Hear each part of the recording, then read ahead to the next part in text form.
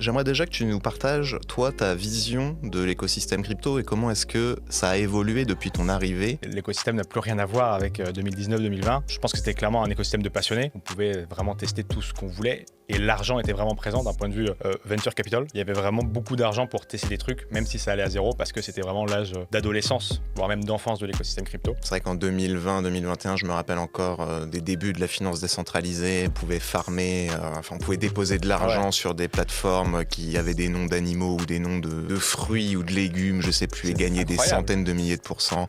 Bon, cette époque-là, exactement sur la BNB Chain notamment, cette époque-là est un peu révolue. Et en fait, on se rend compte que de plus en plus, la crypto devient invisible pour le grand public. La majorité des gens en fait ne veulent pas avoir la gestion et le risque de gérer les fonds eux-mêmes, donc font appel à des tiers de confiance. Ouais. Aujourd'hui, je me concentre beaucoup sur Cube, qui est un accélérateur et fonds d'investissement pour les startups tech au global. On était très Web3 au lancement et aujourd'hui on s'ouvre un peu plus à la tech. Après 3 ans de travail dans le milieu des startups et de la tech, en fait les boîtes meurent davantage par manque de visibilité que par manque de cash. On veut le Web3 du quotidien, on veut pas le Web3 du passionné. Qu'est-ce qui différencie une boîte qui fonctionne et une boîte qui fonctionne pas? Déjà, il y a pour 80% du temps, c'est l'humain. La capacité à exécuter ou à écouter ou à pivoter. Et généralement, ce qui pêche, c'est l'entrepreneur qui se dit non, mais j'ai l'idée du siècle. Je sais que c'est ça l'idée du siècle parce qu'elle me correspond et elle correspond à mes potes, donc je ne vais pas bouger.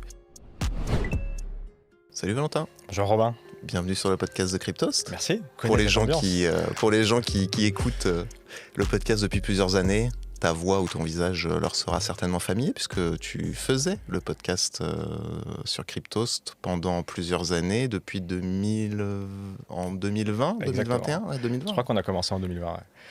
J'en ai fait quelques-uns à ta place, toutes les semaines. C'était très agréable. C'est comme ça que j'ai rencontré une grande partie de l'écosystème crypto et que je l'ai vu grandir. Maintenant, je t'écoute dans la voiture. Ça fait plaisir. C'est incroyable. J'espère avoir une voix agréable à écouter. Complètement. Et d'ailleurs, pour ceux qui nous écoutent justement ou qui nous regardent, on est aussi disponible sur les plateformes de podcast. Donc quand vous êtes en voiture, vous pouvez mettre les podcasts de Cryptost. Est-ce que tu peux te présenter quand même rapidement ? J'ai des gens qui viennent encore nous voir chez Cryptost et qui nous disent « Ah oui, j'ai commencé avec les podcasts, tu avais commencé sur les bitcoins, t'expliquais Bitcoin au début. Ouais. Et ça a aidé pas mal de monde. » Mais c'est vrai qu'on a fait ça au début.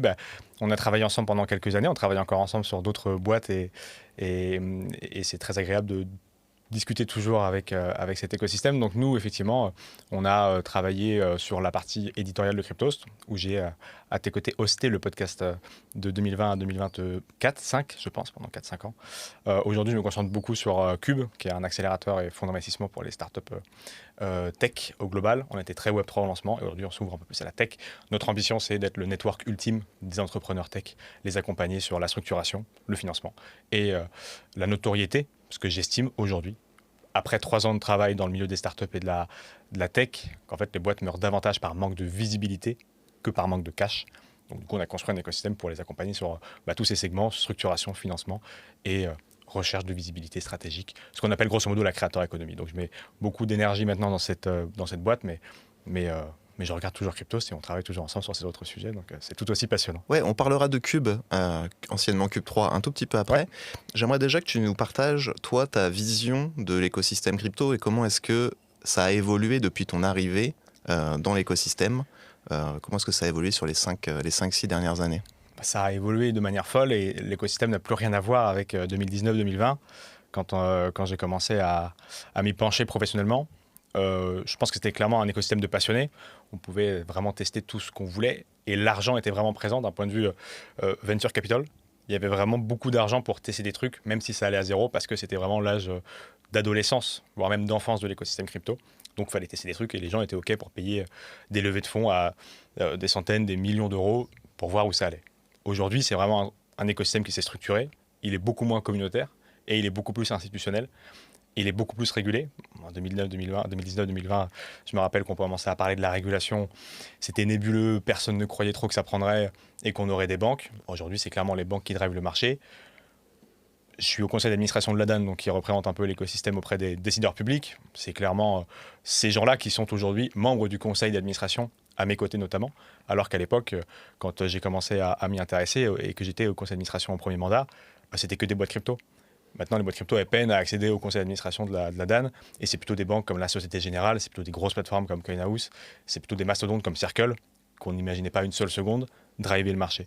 Donc clairement, c'est devenu un écosystème mature avec des orientations très institutionnelles, des fonds qui sont beaucoup plus présents, mais uniquement sur le financement d'idées très matures, sur ce qu'on appelle le late stage, donc des grosses levées de fonds, de boîtes qui ont su, ces 5 dernières années, passer les hivers crypto et rester.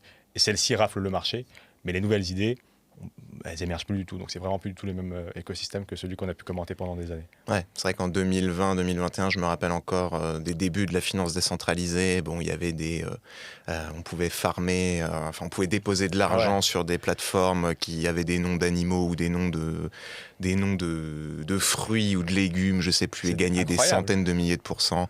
Bon, cette époque-là, exactement sur la BNB Chain notamment, cette époque-là est un peu révolue. Et c'est vrai que ça avait attiré aussi beaucoup de monde, beaucoup de particuliers, que ce soit aussi les mêmes coins, les NFT, etc.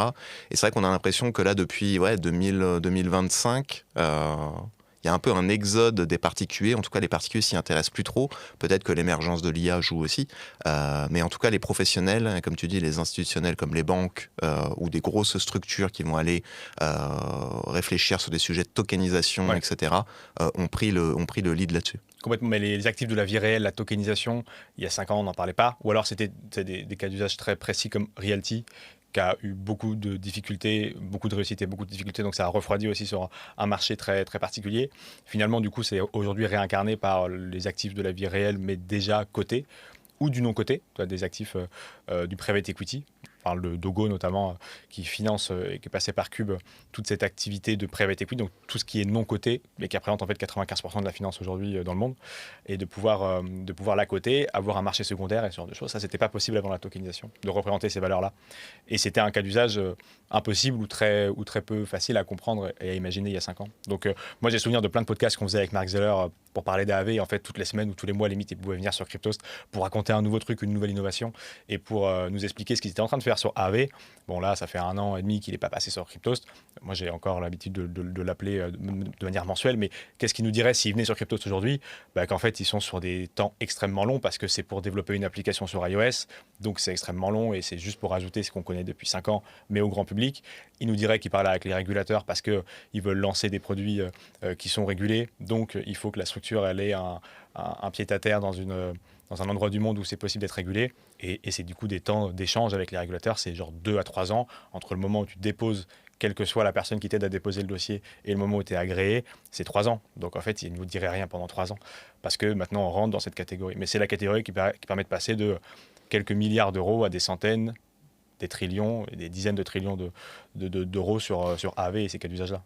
Ouais. Puis là, on voit aussi l'entrée d'acteurs comme BlackRock qui fait de la tokenisation du trésor américain. On parle beaucoup aussi des actions tokenisées qui ont vachement le vent en poupe en ce moment, avec notamment Xtox, Dinari, etc. Robinhood aussi qui va lancer les actions tokenisées.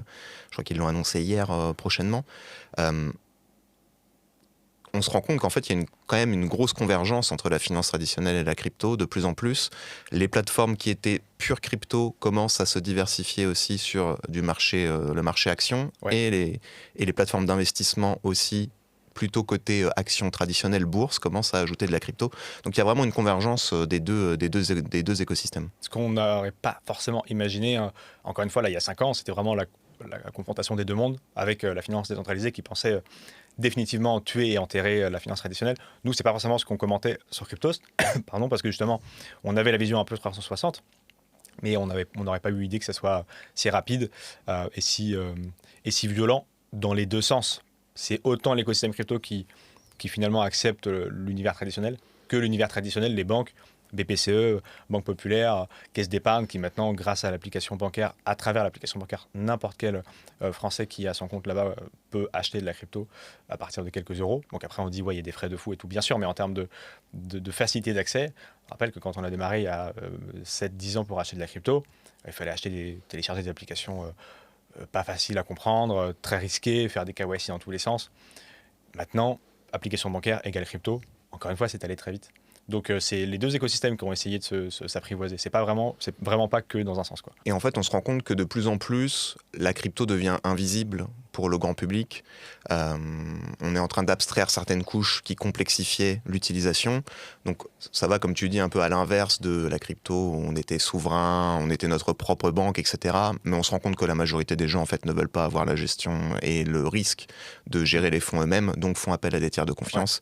Et en fait, on voit que de plus en plus, il y a des choses qui se passent en coulisses. On va utiliser certainement les cryptos et la blockchain, même des fois sans s'en rendre compte. Donc, je ne sais pas si tu as des exemples un peu même concrets de choses qui sont déjà en place ou en cours de développement, chez des boîtes aussi potentiellement accélérées par Cube. Complètement. Mais nous, ça a toujours été notre grand enjeu de dire on veut le Web3 du quotidien, on ne veut pas le Web3 du passionné. Du coup, j'ai 3 exemples qui me viennent en tête. On parlait de Dogo. Dogo, qu'est-ce qu'ils font ? Ils représentent sur blockchain donc des actifs de la vie réelle non cotés.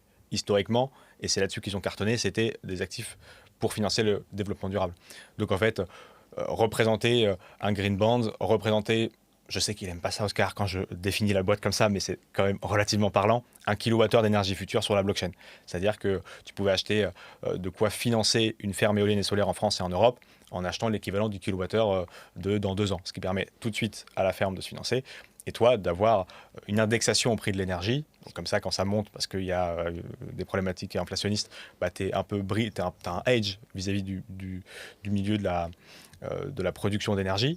Et de l'autre côté, du coup, tu finances un actif réel avec un rendement relativement sûr, parce que les énergies renouvelables, c'est ultra, subventionné, sécurisé, donc les risques que ça aille à zéro sont plutôt faibles aujourd'hui. Et donc, tu as encore des rendements de 7 à 10%.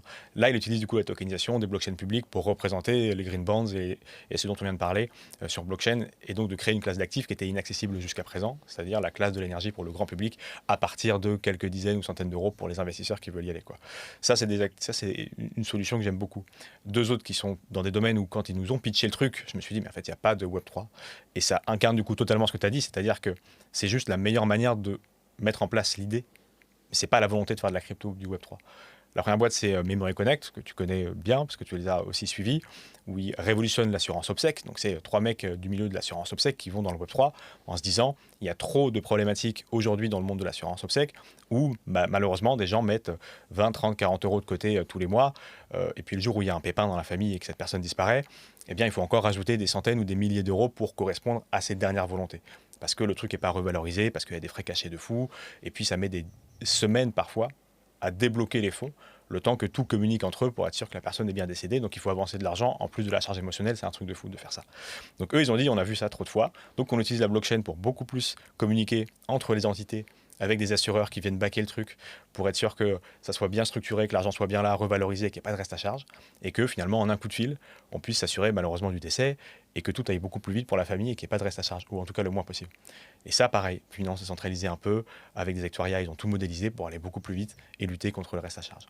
Et un dernier truc qui me parle bien, qui est en train de se lancer sur Angers avec un réseau de 35 boulangeries Maison Beckham, qui est relativement connu sur l'ouest de la France, parce qu'ils du coup ils sont basés à Angers, Bounty, qui révolutionne la fidélité client. Donc en fait, ils se disent, pareil, j'utilise ces technologies-là pour remplacer la carte de fidélité par la carte bancaire. C'est-à-dire que ta carte bancaire, Google Pay, Apple Pay, devient ton seul moyen de communication avec le magasin. Et quand tu arrives, que tu payes une fois, automatiquement, tu as un compte fidélité chez le commerçant. Et si tu repasses une 2e fois, 3e fois, 4e fois, tu vois sur le TPE ou sur l'appli, si tu veux la télécharger, qu'en fait, tu as 1 euro, 2 euros, 3 euros, 4 euros qui sont cumulés. On ne te demande pas ton nom, ton prénom, ta date de naissance, ton numéro de téléphone. Tu passes pas des heures à rechercher, non, en fait, c'est ma femme qui a le numéro, j'ai oublié, non, c'était mon ancien numéro, et du coup, des heures en caisse. Tu n'as pas de problème, du coup, clairement, de fuite de données, puisqu'elle n'existe pas, mais tu es quand même fidèle. Et du coup, ça augmente là aussi énormément la confiance du client et le retour du client dans le magasin, puisqu'il a des points de fidélité. Et ça, tu vois, ça utilise des technologies blockchain, ça utilise la technologie dite Web3. On n'en parle presque pas. Et surtout, il n'y a pas de crypto forcément associé. Mais la technologie, c'est celle-là. Et c'est juste le meilleur truc à faire pour atteindre les objectifs qu'on vient de citer. Et c'est ça que j'adore. Tu as parlé de Web3. C'est vrai que c'est un mot qui était très à la mode il y a quelques années, qui est un peu maintenant passé de mode et désuet. Et c'est la meilleure chose qui pouvait lui arriver. Parce qu'on ne parle pas de Web 2, ni de Web 1. Tu vois. C'est rentré dans les mœurs, quoi. Et du coup, au lancement, ça s'appelait Cube 3. Ouais. D'ailleurs, petit disclaimer, mais Cryptos détient une participation dans Cube 3. Complètement. Maintenant renommé Cube. Exactement. Pourquoi on a enlevé le 3 ? Parce qu'on s'ouvre davantage à la tech. Et justement, maintenant, il n'y a plus besoin de spécifier que c'est une technologie du Web 3. comme on aurait changé Cube 2 si c'était à l'époque, dans les années 2000, qu'on l'avait fait. Donc j'estime que pendant 2 ans, on a vraiment œuvré à ce côté B2B. Ensemble, on a beaucoup bossé avec Cryptos sur le côté B2C. J'estimais qu'on avait fait une partie du tour justement côté B2C et que c'était amusant d'aller voir un peu côté B2B et aider, après avoir aidé pendant des années des millions de personnes à comprendre l'industrie, d'aider les entrepreneurs à développer des choses dans cette industrie. On l'a fait du coup avec des boîtes très Web3. Maintenant, il n'y a plus besoin de s'appeler 3, mais on fait toujours de la technologie blockchain, mais si c'est autre chose qui est utile pour les entrepreneurs, on le fera. Donc c'était, OK, on a eu des réussites et des échecs sur la partie Web3 évidemment. Maintenant, on s'ouvre à la tech en général. Le Web3 s'est intégré à la tech en général, comme l'IA, comme plein d'autres trucs. Et donc, on va juste faire de la tech généraliste. Et quand ça sera du Web3 à mettre dedans, on le fera. Et si c'est pas besoin de le faire, on ne le fera pas. Et on a fait une levée de fonds à l'occasion pour du coup avoir cette accélération aussi, avoir un peu plus d'argent. On a levé 700 000 euros auprès d'investisseurs privés et de banques, notamment le groupe BPCE, et faire rentrer un peu les advisors mentors qui nous suivaient depuis le début et qui du coup maintenant sont indexés au capital. Ça peut être le cas de Nicolas Baca, le cofondateur de Ledger, que je ne présente pas sur la chaîne de Cryptost. Ça peut être le cas de Amixem pour la partie créateur économie, parce que c'est vraiment quelque chose sur lequel, encore une fois, je mise beaucoup. Jean-Pierre Nadir, là aussi, pour incarner la créateur économie, le juré de Kevma sur M6, et de plein d'autres gens de l'écosystème. Industriels locaux, on a des mecs... Emmanuel Picot, qui est une success story un petit peu angevine, mais là aussi qui pour moi incarne le nouveau monde du financement, c'est-à-dire que le gars, il avait 550 salariés entre Angers et quelques villes dans le monde. Il a vendu la boîte plusieurs centaines de millions d'euros. Et c'est un cas industriel très important aussi pour les startups. Parce que je leur dis, en fait, oui, on peut discuter de l'investissement que Cube peut mettre dans votre boîte, mais c'est bien plus intéressant de discuter sur qui des gens du board qu'on a fait rentrer, qui sont des grands industriels, qui sont des grands avocats, qui sont des grands patrons de licorne, vont vous aider dans votre développement. Parce que cramer les dizaines de milliers d'euros que vous allez recevoir de la levée de notre part ou d'autre part de quelqu'un d'autre, c'est pas intéressant quand des gens qui ont fait bien plus d'erreurs peuvent rentrer pour vous empêcher de les cramer. Et je pense qu'on arrive dans un monde où malheureusement la confiance prime, enfin heureusement, malheureusement pour le monde actuel, mais la confiance réelle entre deux individus prime largement sur ce qu'il est censé la représenter et la rendre scalable, à savoir l'euro. Et donc, ça sert à rien de vouloir se battre pour 100 000 balles si on peut faire rentrer tout autant de gens qui va les empêcher de faire ces bêtises, structurer leur board et réussir beaucoup plus loin. Parce que c'est des gens qui ont fait 30, 40, 50 ans de carrière dans les domaines respectifs. Donc c'était important pour nous de passer ce cap et d'enlever le 3 pour signifier que voilà, on va sur une nouvelle vague d'adoption et que celle-ci passe par l'acceptation de la tech en général. Si vous appréciez l'interview, pensez à mettre un j'aime, à partager, à commenter et à vous abonner. Ça nous aide beaucoup à faire grossir le podcast et à continuer de démocratiser la crypto-monnaie comme on peut le faire avec Cryptost depuis 2017. Et n'oubliez pas, vous pouvez retrouver les interviews sur toutes vos plateformes de podcast comme Deezer, Spotify, Apple Podcasts. Ça vous permet d'écouter les interviews en faisant votre sport ou la vaisselle. On vous met tous les liens dans la description. T'as cité 3 boîtes qui sont passées par Cube, Dogo, Memory Connect et Bounty. Est-ce qu'il y a d'autres boîtes qui ont connu un succès, qui sont passées par Cube? Est-ce que tu peux nous en citer d'autres? Ouais, il y en a. Alors, je vais anticiper la question d'après, parce qu'il y en a qui n'ont pas réussi, évidemment. Mais dans celles qui ont réussi, il y a aussi Refugee Capital, qui là aussi, en fait, était passé à Cryptos, puisque c'est notre ami Mathias Vallet qui a fondé cette boîte, qui est en gros un gestionnaire d'actifs spécialisé crypto, et qui marche plutôt bien, avec une belle somme d'argent sous gestion pour la classe d'actifs qu'ils couvrent et la jeunesse qu'ils ont. Parce que déjà, il a à peu près mon âge, je crois, Mathias, donc 26-27 ans. Et puis la boîte est jeune, donc je trouve ça fou d'avoir... Et ils sont en train de déposer le Locemica, ils ont été PSAN très tôt, donc tu vois, il y a Refugee Capital. Qu'est-ce qu'on a? En fait, on a vraiment des boîtes dans plein de domaines qui ont réussi des choses que je pensais pas possibles. Genre, lever de l'argent, c'est pas toujours important dans une boîte. Et donc, c'est atteindre des objectifs de chiffre d'affaires ou de recruter des gens.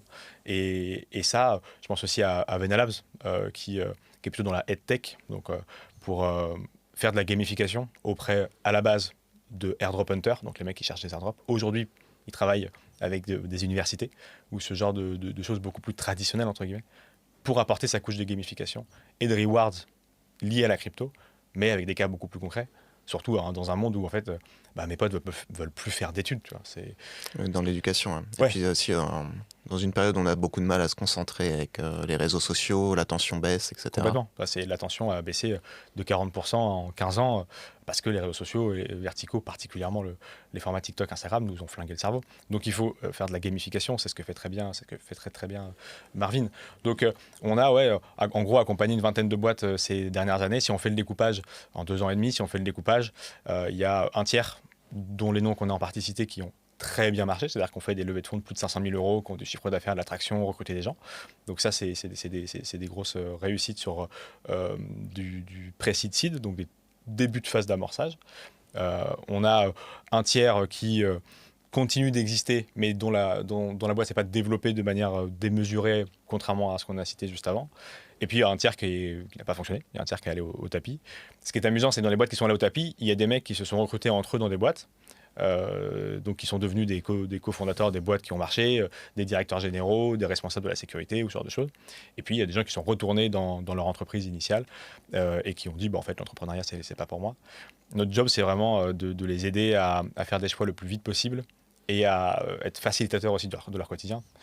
Quand ils arrivent et qu'ils ont plein d'idées, le premier truc qu'on fait c'est vraiment les structurer sur la partie juridique. Parce qu'il y en a plein qui viennent avec des super idées et en fait c'est infaisable. J'ai souvenir de Oscar, quand il est venu en 2023 pour Togo, il vient de lever 2 millions d'euros, la boîte est très bien valorisée, ils vont dans quelques semaines obtenir les agréments nécessaires à pouvoir balayer toute l'Europe. Et donc c'est un travail de longue haleine, mais ils voulaient ne pas forcément être régulés. Ils voulaient jouer sans la régulation parce qu'ils disaient j'en ai peur et puis j'allais pas totalement arrêter, je ne sais pas trop comment ça va se passer. Et du coup c'est amusant de voir à quel point l'accompagnement de Cube, aux côtés d'Anne Maréchal, Julie Badère de De Gaulle Florence ou de Faustine Fleuret qui était présidente de la DAN, il s'est dit en fait il faut absolument que je prenne la réglementation comme atout et que ça me fasse ma douve de sécurité par rapport aux concurrents et que je sois le premier à obtenir ces trucs-là. Et donc c'est ce qu'il a fait. Et c'est ce qui contribue au succès de Dogo. Et donc c'est vraiment là la partie structuration. Après on finance les boîtes, c'est-à-dire qu'on a levé sur ces 2 millions, une partie de l'argent vient de Cube et des actionnaires de Cube ou du réseau Cube. On a même un format qui s'appelle Plan Cube. On essaye de faire de l'humour à Angers, c'est pas simple, mais on fait quand même ce genre de dîner où en fait on fait dîner un investisseur et un entrepreneur, et à la fin du dîner, en 1 heure maximum, l'investisseur doit choisir la boîte dans laquelle il va investir, dîner avec l'entrepreneur et investir jusqu'à 100 000 euros dans cette vidéo. Et il se trouve que c'est du coup Emmanuel Picot, la Success Stories locale dont je te parlais, qui en gros fait des cartes de paiement, des cartes d'impression numérique et tout. Je pense que 99% des badges français et mondiaux, parce qu'il s'est fait racheter par une boîte en partie américaine, utilise sa technologie et sa solution, a investi 170 000 euros dans la vidéo. Donc c'est des tickets, pour en discuter avec Jean-Pierre, qu'on accompagne aussi sur sa partie créateur économique, parce que c'est nous qui produisons ces vidéos, Jean-Pierre Nadir, qui n'existent parfois même pas sur les plateaux de Qui veut être mon associé. Donc c'est des sommes importantes. Le format est sympa, on le mettra en commentaire, un lien vers la vidéo. Franchement, allez regarder, c'est assez sympa. Merci beaucoup. Le lieu est cool. Alors, lieu est cool. Les anciens locaux d'Amixem. La Redbox, exactement. J'ai récupéré la Redbox il y a 1 an et demi et on tourne ça dans le diner historique qu'on a un peu remodélisé, mais que certains reconnaîtront grâce à ça. Tu as parlé donc des boîtes qui fonctionnaient. T'as pas parlé des boîtes qui n'ont pas fonctionné. Est-ce que tu peux nous dire qu'est-ce qui différencie une boîte qui fonctionne et une boîte qui fonctionne pas? C'est quoi les erreurs peut-être que ces boîtes qui fonctionnent pas ont faites et qu'on peut éviter? Si on avait la réponse, je ne trouverais que des boîtes qui fonctionnent et je répéterais à l'infini cette solution. Il se trouve, je pense qu'il y a 3 choses. Déjà, il y a pour 80% du temps, c'est l'humain. C'est-à-dire la capacité à exécuter ou à écouter ou à pivoter. Et généralement, ce qui pêche, c'est l'entrepreneur qui se dit non, mais j'ai l'idée du siècle. Je sais que c'est ça l'idée du siècle parce qu'elle me correspond et elle correspond à mes potes, donc je ne veux pas bouger. Et force est de constater que le marché n'apprécie pas à la hauteur de ses potes ou de lui-même la réalité de l'idée. Donc, peut-être 70%, j'abuse un peu, peut-être 70%, c'est ça. Ensuite, il y a 20% des échecs, c'est le marché. Même si la personne a essayé de pivoter, je pense à des solutions dans les NFT qu'on a accompagnées en 2023, qui sont toutes allées au tapis. J'ai vu que tu as écrit un article récemment sur Cryptost sur justement la fin des NFT avec tous les enjeux liés au fait qu'il y ait de moins en moins de traction sur les marchés NFT. Tous les salons qui parlaient de NFT sont en difficulté et tout. Et donc, c'est vrai, même si la technologie sous-jacente, elle est folle, le principe des NFT, en ce moment, c'est finito. Donc, il y avait des boîtes qui travaillaient là-dedans qui, malgré tous les pivots, se dire on va faire du B2C, en fait, non, on va faire du B2B, en fait, non, on va faire du B2B2C, en fait, non, on va faire avec une autre plateforme, en fait, il n'y a pas de marché. On voit pas mal de plateformes qui ferment aussi. Oui, complètement. Et puis, il y a 10%, c'est la réglementation qui a tué les boîtes. Donc, des bonnes idées, peut-être arrivé un peu trop tard sur le marché, et du coup des concurrents qui, comme le choix d'Oscar, avaient anticipé le fait que ça serait une barrière réglementaire, et donc une douve vis-à-vis des concurrents qui avaient déposé avant ces personnes-là, et donc les personnes n'ont pas réussi à lever de l'argent parce qu'il y avait déjà trop de dossiers déposés sur le dossier de l'AMF, enfin, sur le bureau de l'AMF, ou une réglementation totalement inattendue est arrivée suite à, je sais pas, par exemple, la faillite d'FTX, qui a précipité beaucoup de réglementations, parfois pas adaptées. Donc là, c'est compliqué d'anticiper la chose et avec peu de revenus, de pouvoir s'adapter. Donc voilà, grosso modo, c'est souvent l'humain et c'est le cas dans toutes les boîtes. Un peu, c'est le marché et rarement la réglementation. En tout cas, notre job, c'est qu'elle soit rarement la réglementation. Parce qu'il y a plein de gens qui viennent avec des super idées, mais on ne les prend pas parce que, réglementairement parlant, attaquer le secteur bancaire avec 100 000 euros, c'est pas possible. Donc on ne les prend pas. Mais voilà, des fois, on a fait des erreurs en mode on prend des boîtes et puis il y a une réglementation qui pivote et on n'est pas capable de l'accompagner. Ouais, donc le plus gros pourcentage de cas où une boîte échoue, c'est parce que son fondateur ou ses fondateurs sont pas capables de pivoter, veulent rester absolument sur leur idée initiale, alors que le marché, en fait, il n'y a pas d'opportunité sur le marché. Et puis après, j'imagine, ça peut être aussi des dissensions en interne, ce genre de choses-là. Complètement, c'est pour ça. On fait, d'ailleurs, on l'a hébergé 2 ans sur Cryptost, la cérémonie Spotlight, où en fait on sélectionne les startups qu'on accompagne sur Cube uniquement sur les femmes et les hommes qui portent les idées et non pas les idées, en tout cas en vidéo. On a reçu l'année dernière 300 candidatures. On a regardé toutes les candidatures évidemment, mais on n'en a gardé que 25. Et ces 25, on les a enfermés dans un cube géant de 25 mètres carrés. Et ils ont du coup passé 5-6 épreuves pendant une dizaine d'heures de tournage, sous les yeux d'Éric Larchevêque, Amixem, la directrice innovation d'Orange et moi-même, pour justement les challenger sur leur capacité à résister au stress face à un mec du GIGN, leur culture générale, bien être capable de pitcher et de s'adapter à la population en face. Est-ce que c'est plutôt des personnes adultes? Est-ce que c'est plutôt des enfants? Est-ce que c'est plutôt des mecs de la tech? C'est plutôt des Anglais, des Français? Donc l'adaptation, l'adaptabilité. Et en fait, on a challengé tout ça. Ce qui fait un bon ou une bonne entrepreneuse en dehors du business plan. Et je crois vraiment en ça. C'est un peu la technique américaine, en vérité, de dire, voilà, on peut mettre n'importe quel bon porteur de projet sur n'importe quel projet, et le mec, il sera exécuté. Et c'est ce que je dis tout le temps en boîte, c'est qu'en fait, n'allez pas chercher l'idée du siècle. Parce que quand vous regardez les boîtes qui ont le plus marché, qui sont les plus valorisées aujourd'hui, c'est des boîtes qui refont des trucs qui marchaient un peu mieux. Uber, c'était les taxis, un peu mieux. Si on prend, pareil, les hôtels améliorés, c'est Airbnb. Et tu prends 90% du Nasdaq, en fait, c'est juste des trucs mieux exécutés. C'est pas des idées révolutionnaires. Et donc, je dis toujours aux boîtes, allez améliorer un truc existant avec une meilleure capacité de compréhension, une meilleure exécution technologique, moins d'argent, X, Y, nouvelle manière de faire.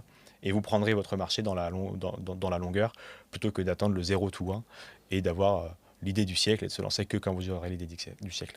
Statistiquement, elle n'existe pas. Ce qui existe, c'est d'être bon dans la longueur, d'être dans la constance, dans l'excellence. Ouais, parce qu'en fait, souvent, il y en a beaucoup qui se disent « Oh, mon idée est révolutionnaire, je la partage pas, je la garde que pour moi, parce que sinon quelqu'un va me la piquer.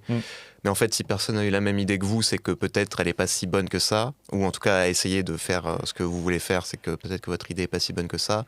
Et aussi, ce qui compte vraiment, c'est plus l'exécution et comment tu mets en place l'idée que tu as eue plutôt que d'avoir l'idée. Complètement. Et tu vois, le marché de la levée de fonds reflète ça aujourd'hui. C'est très difficile, même impossible aujourd'hui, de lever de l'argent sur une bonne idée et un deck. Ce qu'on appelait la pré-seed. Maintenant, c'est forcément au moins de la seed. La pré-seed a été remplacée par la love money ou l'argent des proches, quoi. C'est forcément de la seed aujourd'hui pour lever de l'argent. Et la seed, c'est traction. Et je dis toujours aux boîtes, c'est pas faire 1 million d'euros de chiffre d'affaires pour lever 500 000 balles. Vous pouvez faire 1 euro de chiffre d'affaires et lever sur 1 euro de chiffre d'affaires si ce que vous avez dépensé pour faire 7 euros de chiffre d'affaires est inférieur à ce qu'il vous a rapporté. Donc, si vous avez dépensé 30 centimes pour faire votre euro, vous pourrez lever des millions d'euros. Si c'est scalable. Mais il faut de l'attraction. Tu peux nous refaire les différentes étapes de levée pour les startups? Oui, bien sûr. Du coup, en gros, il y a 4 grandes phases de levée. Quand il y a besoin de lever, parce qu'il y a des boîtes qui n'ont pas levé et qui ont très bien réussi. En vérité, dans la tech, c'est compliqué parce qu'il y a une telle barrière réglementaire, il faut statistiquement prendre tellement vite un marché que c'est mieux de lever de l'argent pour ne pas se faire doubler par un concurrent. Mais ce n'est pas obligatoire et on va même sur de moins en moins de levée de fonds statistiquement. Et plutôt, d'ailleurs, en crypto, on n'a jamais levé de fonds. Et sur Cube, on n'a pas levé de fonds pendant 2 ans. On l'a fait après avoir montré une traction pour justement commencer à partir à l'international et à pivoter sur la créateur économie, à faire des nouvelles choses, en tout cas sur la créateur économie, donc des meilleurs studios et tout. Mais grosso modo, avant, il y avait la pré-seed, c'est-à-dire j'ai une idée, je vais l'exécuter, il me faut de l'argent pour ça. Et on pouvait lever jusqu'à 300 000 euros, 400 000 euros, 500 000 euros. C'était les années un peu après le Covid, quand l'argent coûtait rien. C'était même gratuit d'emprunter de l'argent. Depuis le Covid, vu que l'argent coûte de l'argent, c'est le principe même, et heureusement, il n'y a plus de pré-seed. Donc c'est forcément maintenant seed. Seed, c'est votre boîte, elle a donc de l'attraction, même si c'est très peu. Elle vaut grosso modo entre 1 et 3 millions d'euros, pas plus. Et vous allez lever entre 250 et 300 000 euros, pas plus, parce que la règle d'or, par contre, c'est ne vendez jamais plus de 15% de votre boîte, sinon vous avez un risque de perte de contrôle de votre société et un mauvais, ce qu'on appelle historique de transactions de vos parts. Donc les fonds regardent globalement ça pour dire mais en fait vous avez cédé beaucoup trop de parts à un moment, donc vous n'êtes plus assez indexé pour ça. Oui, tu perds ta motivation à travailler pour ta boîte si Exactement. tu n'en possèdes plus que 5%, très tôt, quoi. L'equity story, c'est super important. Juste avant, tu as parlé de Love Money un petit peu. Donc ça, c'est l'étape même avant la pré-seed, non? Ou C'est la tu la pré-seed rentres d'aujourd'hui. C'est la pré-seed. Ouais, c'est la pré-seed d'aujourd'hui, c'est-à-dire vous pouvez trouver des potes, des amis, des cousins, des parents qui ont quelques milliers, dizaines de milliers d'euros et vous allez récupérer entre 40 et 50 000 euros.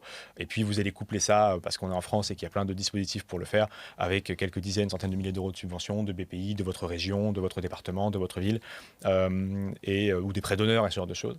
Et du coup, ça permet d'avoir un petit capital d'amorçage pour partir. Mais après, le meilleur capital d'amorçage, c'est partir avec une rupture conventionnelle de sa structure, parce qu'aujourd'hui, on peut avoir le chômage pendant 1 an et demi, et c'est déjà très bien, et ça permet de ne pas se payer sur sa boîte, et donc de capitaliser sur tout l'argent que va gagner la boîte pour recruter ou développer un produit.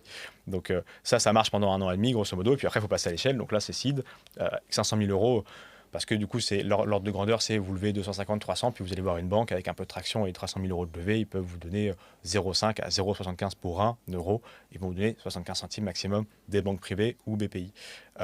Et puis, du coup, là, vous avez 500 000 euros, vous commencez à jouer un peu avec et à faire des choses plus professionnelles. Et s'il y a besoin de relever, après, c'est les fameuses séries A, série B, série C, jusqu'à la fin de la lettre de l'alphabet. Bon, maintenant, on descend de moins en moins dans la lettre de l'alphabet parce que, du coup, forcément, plus on descend, plus il faut mettre d'argent pour accéder aux séries supérieures. Série A, grosso modo, c'est levé entre 5 et 10 millions. Série B, c'est levé entre 50 millions et 100 millions. Série C, c'est plus de 100 millions. Et à chaque fois, c'est une justification supplémentaire. C'est-à-dire que l'acide, c'est développer mon produit à l'échelle nationale, par exemple. La série A, c'est européenne. La série B, c'est je lance un nouveau produit et je vais conquérir un nouveau marché. La série C, c'est on va prendre le monde entier. Et la série D, c'est on va prendre l'espace entier. Après, on va sur Mars. Mais c'est ça l'ordre de grandeur. Et donc, à chaque fois, il faut garder en tête que l'entrepreneur ou les associés historiques, fondateurs, ne doivent pas lâcher plus de 15% de la boîte. C'est bien d'être autour de 10%. Et donc, si à chaque fois, vous levez plus d'argent avec les 10%, c'est parce que la valorisation de la boîte est plus importante. Donc, quand vous levez en seed 10% pour quelques centaines de milliers d'euros, en fait, en série D, vous lâchez 10% pour des millions, des dizaines de millions d'euros, parce que votre boîte vaut des centaines de millions d'euros. Donc, c'est bien ça qu'il faut avoir en tête, c'est que c'est mieux d'y aller étape par étape, d'avoir des achievements, d'avoir des choses qui sont achevées avec succès pour que la valeur de la boîte augmente et qu'on, si besoin, vous repartiez sur une levée de fonds plutôt que de vouloir tout de suite une levée de fonds de 50 millions avec du coup 90% du capital qui est vendu à des investisseurs avec la désindexation de la motivation et la perte du capital de la boîte pour emmener la boîte là où vous souhaitez en tant que fondateur associé parce que du coup c'est vos actionnaires qui l'ont. Et puis dernière étape, de toute façon, c'est l'introduction en bourse. Une fois que tu veux plus... qu'il n'y a plus besoin entre guillemets de lever ou autre, ou que tu veux, ou que les derniers investisseurs pour aussi qu'ils récupèrent leur mise. Après, c'est de l'introduction en bourse et les particuliers peuvent en acheter. Ouais. Après, c'est de moins en moins le cas les introductions en bourse, donc c'est plutôt soit c'est du M&A. On a commencé à avoir des boîtes qu'on a accompagnées en 2023-2024 et dans la levée justement, on a recruté des gens qui ne font que ça, issus du milieu bancaire, M&A du juste. conseil. C'est des cabinets de fusion-acquisition. Donc une boîte qui est arrivée à une certaine maturité, qui va se faire racheter par une autre plus grosse, soit un concurrent direct sur le territoire local. Soit un concurrent étranger et qui du coup va racheter l'ensemble des parts des associés, probablement demander aux associés historiques de rester quelques années dans la boîte le temps que la passation se fasse convenablement, parce que ça repose beaucoup sur les fondateurs des boîtes, de ce niveau-là en tout cas.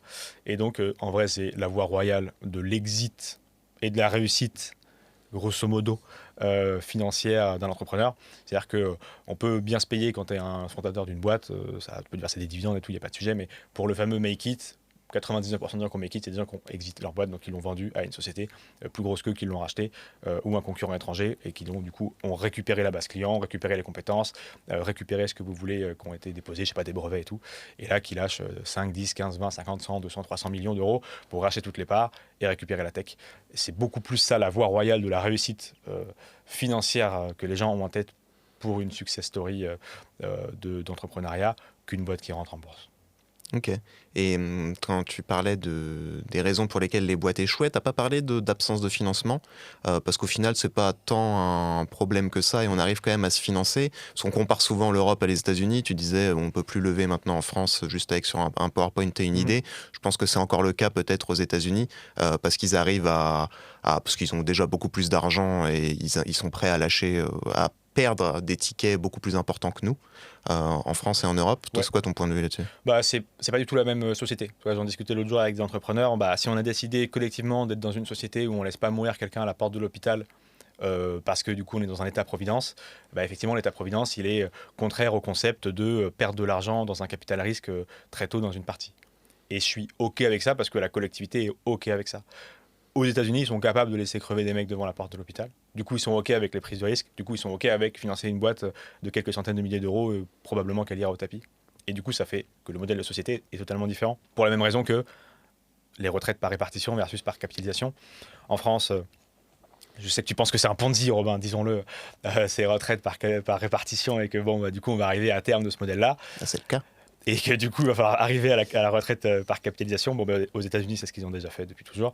Donc, effectivement, chacun cotise pour soi et place ça sur les marchés financiers. Donc, il y a des fonds de fonds et des fonds directs énormes juste pour financer je sais pas, la transition, la tech. On parle des États-Unis, donc évidemment l'armée et ce genre de choses. Bon, nous, c'est pas le cas. Donc, c'est pas du tout la même mentalité. Donc oui, aujourd'hui en France, on n'a pas du tout cette partie-là. En vrai, on est plutôt bien loti sur les premiers centaines ou millions d'euros quand les projets sont bien exécutés et qu'il y a des idées intéressantes. Après, c'est no man's land pendant, je sais pas, si vous voulez lever plus de 10 millions d'euros juste en France, là c'est no man's land, jusqu'à retour des fonds en français, 50 millions, là tu peux retrouver des fonds, ce qu'on appelle late stage, qui ont vraiment beaucoup d'argent, mais là il faut une traction folle, des gros chiffres d'affaires, et là c'est vraiment une équipe de spécialistes de l'investissement qui vont regarder ta boîte et qui auront toutes les semaines les dirigeants au téléphone pour dire là t'es 0,3% en dessous de l'objectif, donc bouge-toi mon coco, pas du tout d'affect à ce niveau là quoi. Donc c'est de la pure finance, et entre les deux il y a un no man's land, ce qui n'empêche pas des boîtes d'aller chercher françaises de l'argent aux États-Unis ou ailleurs en Europe. Donc ouais, c'est clairement pas du tout le même état d'esprit, mais encore une fois c'est sociétalement parlant, moi je suis OK pour qu'on ouvre le dossier de on met tout sur la table parce que de toute façon ça ne marche pas, ou en tout cas ça va finir par craquer, et autant qu'on essaye d'anticiper ça. Là, il y a quelques semaines en Allemagne, ils ont décidé d'offrir quelques euros dès les 6 ans pour que les petits Allemands commencent à mettre leur retraite par capitalisation de l'argent de côté. Il se trouve que c'est l'État qui aide à faire ça, donc c'est pour mettre le pied à l'étrier. Bon, si du coup c'est nos voisins allemands, on finira par le faire. Je sens que c'est évidemment le sujet de la campagne qui s'ouvre présidentielle 2027. C'est un vrai sujet, et du coup il faudra flécher cet argent, notamment dans le financement de l'innovation, c'est certain.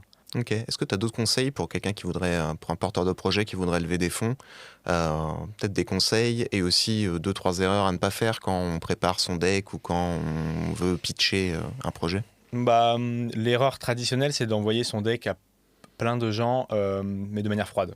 C'est-à-dire que moi, ça me frustre toujours quand nous, à Cube, on va accompagner des boîtes en one-to-one dans les rendez-vous, avec 5, 6, 10, 15 rendez-vous qui vont la plupart du temps se solder par un ticket qui est mis dans la boîte.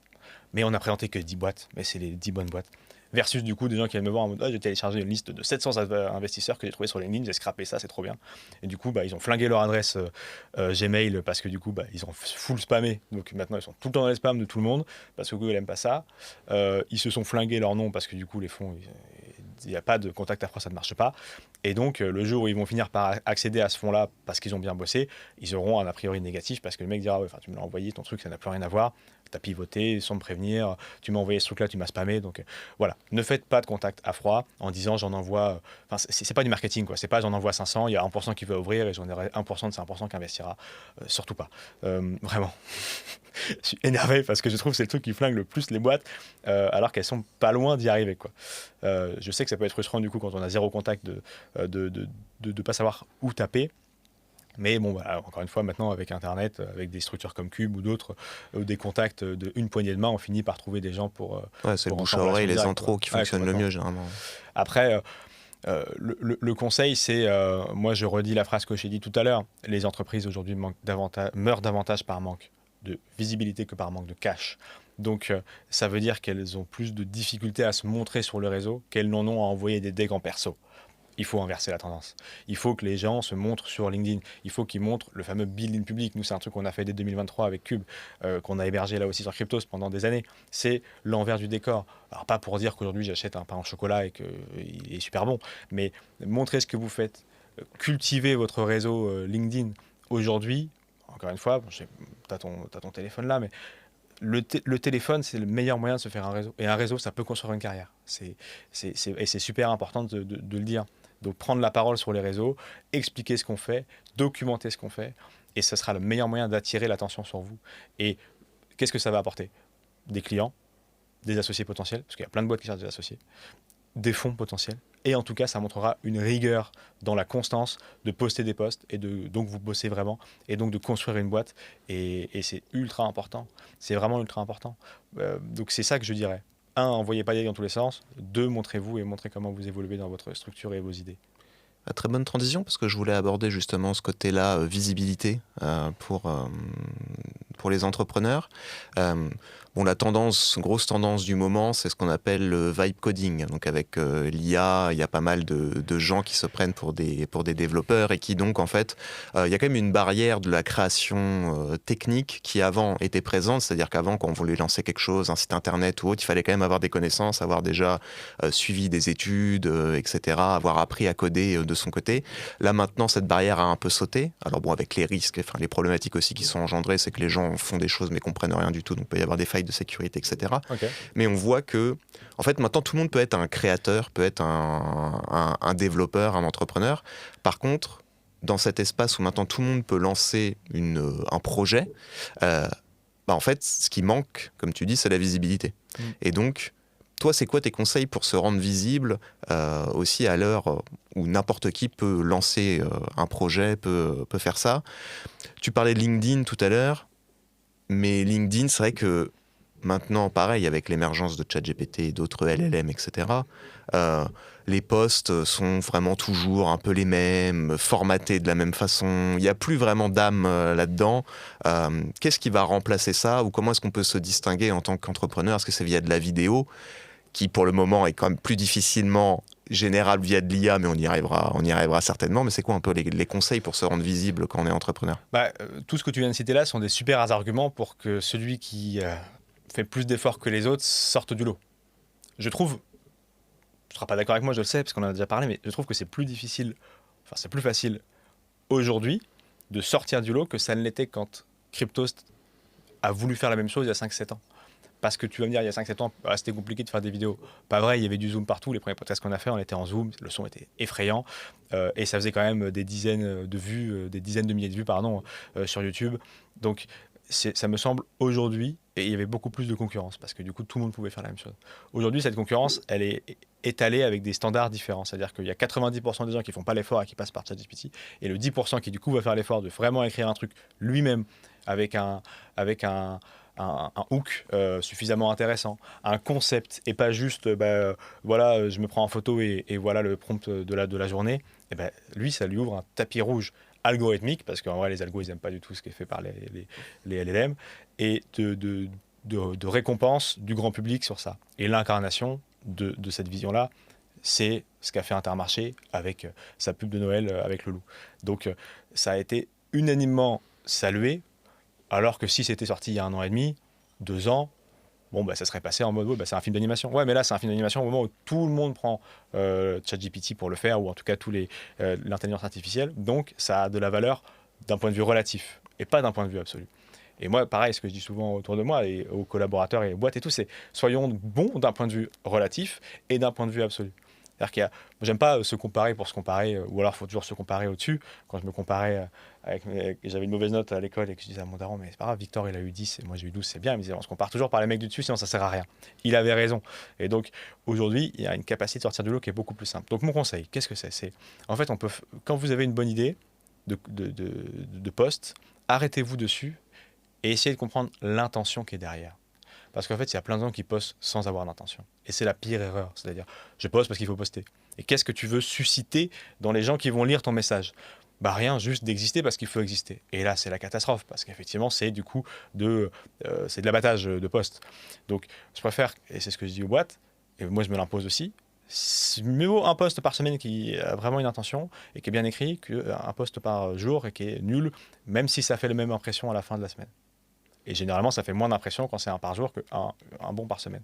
Et après, la structuration vidéo, bon, moi, évidemment, je suis fan de vidéo depuis toujours et aujourd'hui, on a une boîte de prod de 7 personnes qui ne font que ça. Et j'ai appris ces dernières semaines en recrutant des auteurs spécialisés qui ne font que de l'écriture short. En fait, à peu près la martingale, entre guillemets, de la création d'une vidéo qui fonctionne, ou en tout cas qui a de meilleures chances de réussite. L'algorithme, il n'est pas méchant. Toi. J'en ai beaucoup discuté du coup avec Maxime. Il n'y a pas de créateurs de contenu qui sont faits vraiment shadowban. À l'époque, quand on faisait Cryptost, il y avait une sanction sur YouTube à la non-publication régulière. Aujourd'hui, ça n'existe plus. C'est-à-dire qu'on peut demain monter une chaîne YouTube, publier une vidéo qui peut faire la première 5000 vues, après ne plus du tout être sur les réseaux, ressortir dans 6 mois et en refaire 1 million de vues, ou en publier tous les jours et faire 1000 vues parce qu'elles sont nulles. Donc la structure d'une vidéo qui marche, c'est un bon hook, c'est-à-dire qu'il faut être capable de choper l'algorithme et donc l'attention des spectateurs en 3 secondes. C'est ça l'ordre de grandeur sur des vidéos verticaux. Donc en 3 secondes, il faut que votre hook soit suffisamment bon pour que la personne reste sur votre vidéo et que la rétention soit supérieure à 3 secondes. Une fois que vous avez dépassé cette barrière de 3 à 5 secondes, il faut que votre fond soit suffisant pour qu'on puisse rester. Sinon, vous allez avoir une bonne courbe de démarrage et ensuite, ça va se casser la gueule parce que vous n'avez pas un bon fond dans votre vidéo. Donc c'est pas tout de dire aujourd'hui, on va, je sais pas, dépenser $1 million dans des magasins. Ok, votre hook il est trop bien, moi je reste dessus. Et en fait, après, on voit que vous avez des phobies de Monopoly parce que vous n'avez pas le $1 million, je me casse. Donc il faut que ça soit cohérent. Et du coup, avoir une structure narrative où les gens vont rester. Et là, c'est ce que je dis beaucoup, c'est ce que j'ai beaucoup appris en tout cas ces dernières semaines, c'est que du coup, c'est pas réinventer la roue. C'est juste les fameux trucs, je sais pas si toi au lycée on t'avait montré ça, mais c'est la structure narrative des bonnes histoires. Il y a en gros 5 à 7 étapes à respecter pour que n'importe quel livre qui font qu'on adore tous Dan Brown, qui font qu'on adore tous Harry Potter, qui font qu'on adore tous ces trucs-là, c'est que il y a une structure narrative qu'il faut répéter maintenant sur les hooks des réseaux sociaux verticaux. Donc, une bonne idée, une bonne intrigue, un bon suspense, un gentil, un méchant, et tout ça, c'est ce qu'il faut répéter dans les vidéos d'aujourd'hui. Donc, on n'a pas réinventé la roue. Et j'ai, par contre, compris un truc fou, c'est qu'effectivement, le plus de choses que j'ai appris récemment pour faire une bonne vidéo, c'est en allant parler à des mecs dans la rue qui t'arrêtent pour te faire signer des trucs à la con. Et je me suis dit, comment il y en a qui arrivent à avoir des carnets remplis de signatures, et d'autres, il n'y a pas de signature. Bah, c'est le hook, la manière dont le mec t'arrête. Et donc le mec qui t'arrête depuis 30 ans sur les trottoirs à Paris ou ailleurs pour te faire signer un truc, il met les mêmes procédés en place pour te choper, avoir ta signature et te garder plus de 5 minutes et que tu finisses même parfois par donner de l'argent, que le hook aujourd'hui sur TikTok. La politesse fait que on peut rester en face d'un mec qui n'est pas très intéressant parce qu'on ne peut pas se barrer du podcast. Alors là, je te saoule depuis 1 heure, mais tu as une obligation de présence parce que... Bon, encore 5 minutes. Merci Romain, t'as été bien élevé, donc tu ne peux pas te barrer. Mais si je suis chiant pour les gens qui nous regardent, ils m'ont déjà scroll depuis très très longtemps. 90% des gens l'ont probablement fait, c'est ça l'ordre de grandeur. Et donc, c'est beaucoup plus simple de swiper que de dégager un mec dans la vraie vie qui te saoule. Mais le mec qui est bon à la drague, le mec qui est bon dans la rue, le mec qui est bon dans la vente, c'est exactement les mêmes process qui sont mis en place par les créateurs de contenu qui font des millions de vues. C'est voilà, un bon hook, un bon fond et une bonne accroche et un storytelling suffisant. Et donc si vous faites ça, par rapport à tous ceux qui le font sans intuition et sans objectif, mais vous allez récupérer 90% de la part de marché, sortir du lot et lever de l'argent sans aucun problème. Moi, on m'a jamais parlé de la valo quand j'ai levé de l'argent là sur Cube. Jamais, pas une fois. Une fois, on m'a demandé c'est quoi la valo. C'est-à-dire que les mecs, ils étaient en mode, ils avaient compris que c'était un truc qui était anecdotique. Alors bien sûr, au bout d'un moment, ils veulent savoir comment ils ont de part, mais ça n'a pas été soulevé durant toute la phase de due diligence et de travail avec la petite dizaine d'investisseurs qui ont mis de l'argent dans Cube. Et ça prouve bien une chose, c'est que du coup, ils ont regardé l'attraction, ils ont regardé l'intérêt d'être dans cet écosystème et qu'à la fin des fins, ils s'y retrouveraient d'une manière ou d'une autre, évidemment parce qu'on va mettre toute notre énergie à la réussite de ce projet-là. Mais c'est arrivé à la fin et ça n'a pas été commenté. Donc si c'est un bon projet que vous avez, mais la valo, elle se discute que très rarement. Bon, en tout cas, c'est vous qui êtes en position de force. Parce que j'imagine qu'il faut aussi apporter un petit peu de valeur. Enfin, tout dépend de l'objectif de ta vidéo, d'apporter de la valeur aux gens qui les regardent. Ouais. Mais après, ça va différer, j'imagine, selon le porteur de projet et la société et le projet qui développe. Si c'est un projet plutôt professionnel, tu vas aussi t'adapter dans ta communication et sur les réseaux que tu vas aller utiliser. Alors que si tu as un projet plutôt grand public, là, tu vas ajuster ta communication et où est-ce que tu te positionnes, quoi. Faut raconter, en fait, encore une fois, faut raconter des histoires. Toi, nous, sur la boîte de prod, on accompagne autant des dirigeants type Jean-Pierre Nadir, autant des boulangers qui sont du coup extrêmement suivis sur les réseaux, ça devient même des boulangers les plus suivis de France, des pâtissiers, autant des restaurants très haut de gamme et des restaurants fast-food. À chaque fois, on essaie de raconter une histoire. À chaque fois, on essaie de montrer quelque chose. Et à chaque fois, on construit des scripts qui racontent quelque chose. La solution dans tout ça, c'est de toujours écrire. Moi, j'ai fait d'abord de la radio, après j'ai fait de la presse écrite, monté un média avec Hugo Décrypte, qui s'appelait Radio Londres, ensuite Ouest France, Cryptost, Cube aujourd'hui, et beaucoup de créateurs économie, beaucoup de vidéos sur YouTube. Et il y a toutes les fois où ça a marché, ce que j'ai essayé de faire, c'est parce que c'était écrit. Toutes les fois où ça a merdé, c'est parce que c'était pas écrit. Et donc, il faut toujours écrire ses idées. Et aujourd'hui, s'il y a un truc que je retiens de ce qu'on n'a pas réussi à faire sur crypto, suffisamment, parce que j'avais en tout cas personnellement pas toutes les clés, c'est qu'on mettait 90% de l'énergie dans l'écriture, enfin dans la post-prod. Et sans compter l'écriture, parce qu'on n'écrivait pas beaucoup. Et à peine 10% une fois que le produit il était fini. Loi de Pareto inversée. On s'était trompé, tu vois. Il aurait fallu mettre presque toute l'énergie dans l'écriture si on voulait faire un peu de trucs avant, et 80% dans la communication une fois que le truc il est sorti, et dans l'intention qu'on y donne. Et pas juste, en fait, voilà, parce que c'est ce qu'on faisait avant avec Simon, qui était l'un des monteurs et qui est maintenant Dirprod de ma boîte de prod. C'est, voilà, en fait, quand on appuie sur publier la vidéo sur YouTube ou sur TikTok, on était exténué parce qu'on avait fait tellement de trucs avant que c'était la fin du combat. On appuie sur publier, on va se coucher. Non, on appuie sur publier, c'est le début du combat. Il faut faire la communication autour de la vidéo, il faut répondre aux commentaires, il faut interagir avec le public, il faut faire plein de trucs qui font que l'algo va apprécier la vidéo et que le début, appuyer sur la vidéo, publier, c'est le début de la guerre. Et s'il y a un peu de guerre à faire avant, évidemment, parce qu'aujourd'hui, il y a une standardisation qui fait que si tu viens avec Zoom, comme on le faisait en 2020, tu as beaucoup plus de difficultés à émerger parce que maintenant il y a des studios comme ça dans Paris. Nous, à la Redbox, on a tout un tas de studios qui sont réservés à des gens qui, comme ici, mais à Angers, viennent juste enregistrer des vidéos. Donc le standard a évolué, mais ça peut encore le faire si les mecs il est ultra sharp et que le contenu qu'il apporte est très très bon. Ça met juste un peu plus de temps. Donc beaucoup d'écriture, pas mal de montage pour avoir un bon standing et beaucoup d'énergie pour, une fois que la vidéo elle est sortie, la guerre démarre. Mais écrire toujours, c'est ce qui fait qu'aujourd'hui on a inversé la vapeur et qu'on a des vidéos qui arrivent à faire relativement facilement des centaines de milliers de vues sur les clients qu'on accompagne ou sur nous-mêmes. Parce que du coup, on passe des fois 20 minutes, une demi-heure à travailler le hook d'une vidéo qui va faire 45 secondes. Donc, et quand on fait une vidéo YouTube, on passe... Là, on a passé vendredi après-midi dernier, là, avec les auteurs et la prod, pendant toute l'après-midi, donc 4 heures enfermées à 5 cerveaux, à parler de la miniature. Rappelle la miniature à l'époque de Cryptost, on a un super miniature maker, on lui a envoyé en 2 spiels le truc sur Discord, la phrase probable qu'on voulait mettre sur la miniature, il prenait 10 minutes à la faire, et c'était la fin de la vidéo.